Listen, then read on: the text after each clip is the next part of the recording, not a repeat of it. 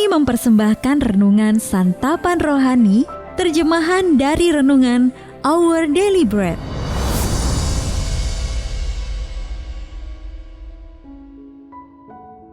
Untuk menerima notifikasi video baru kami, silakan tekan tombol subscribe dan tanda lonceng di bawah ini.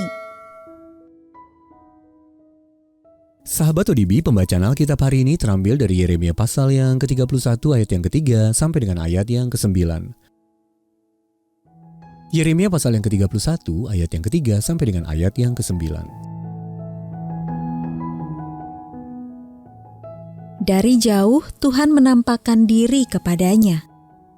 Aku mengasihi engkau dengan kasih yang kekal, sebab itu aku melanjutkan kasih setiaku kepadamu. Aku akan membangun engkau kembali, sehingga engkau dibangun, hai anak darah Israel.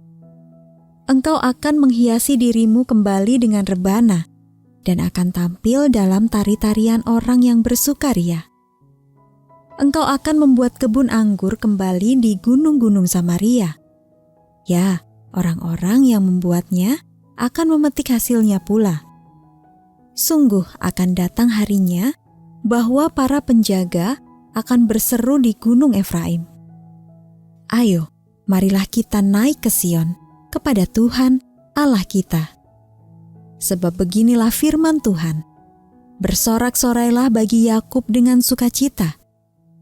Bersukarialah tentang pemimpin bangsa-bangsa. Kabarkanlah, pujilah, dan katakanlah. Tuhan telah menyelamatkan umatnya, yakni sisa-sisa Israel. Sesungguhnya, aku akan membawa mereka dari tanah utara dan akan mengumpulkan mereka dari ujung bumi. Di antara mereka ada orang buta dan lumpuh. Ada perempuan yang mengandung bersama-sama dengan perhimpunan yang melahirkan.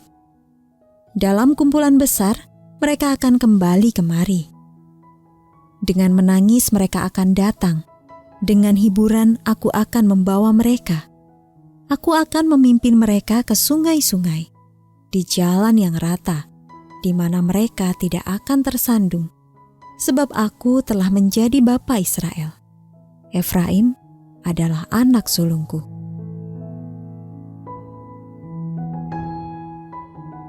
Ayat mas renungan hari ini terambil dari Yeremia pasal yang ke-31 ayat yang ke-9 dalam terjemahan Firman Allah yang hidup. Air mata kegirangan akan membasahi pipi mereka, dan dengan penuh kasih aku akan memimpin mereka pulang. Renungan hari ini berjudul Tangisan Bahagia, ditulis oleh Sheridan Fauzi. Sahabat ODB, saat berangkat dari rumah di suatu pagi, Dean disambut beberapa temannya yang membawa balon. Salah seorang dari mereka mendekati Dean dan berkata, "Kami mengirimkan puisi-puisimu ke sebuah kompetisi," kata Josh, yang kemudian menyerahkan selembar amplop kepada Dean. Di dalamnya terdapat selembar kartu bertuliskan juara 1. Dean dan teman-temannya pun menangis bahagia. Teman-teman Dean telah melakukan sesuatu yang istimewa untuk meneguhkan bakat menulis yang dimilikinya.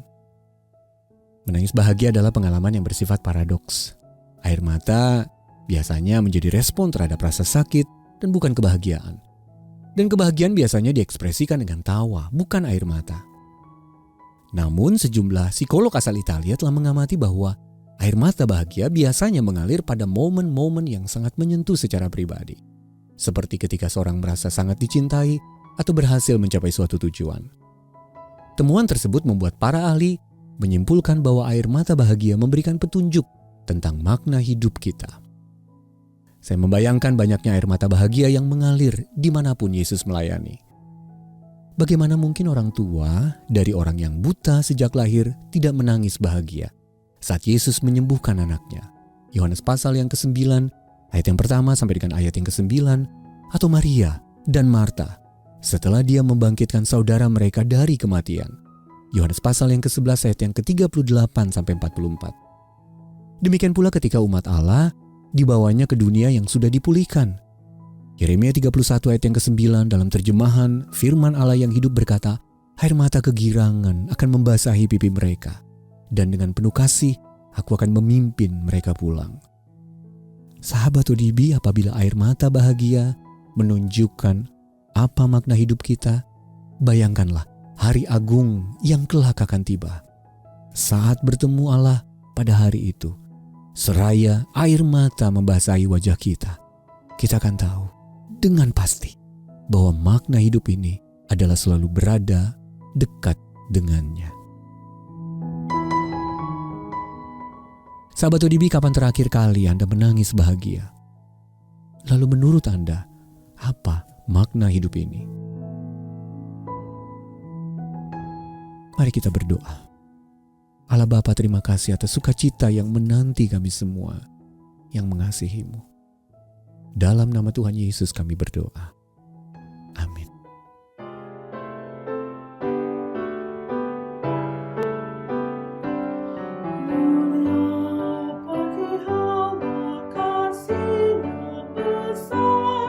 Putranya diberikan tekam berdosa, yang rela disalib bagi manusia.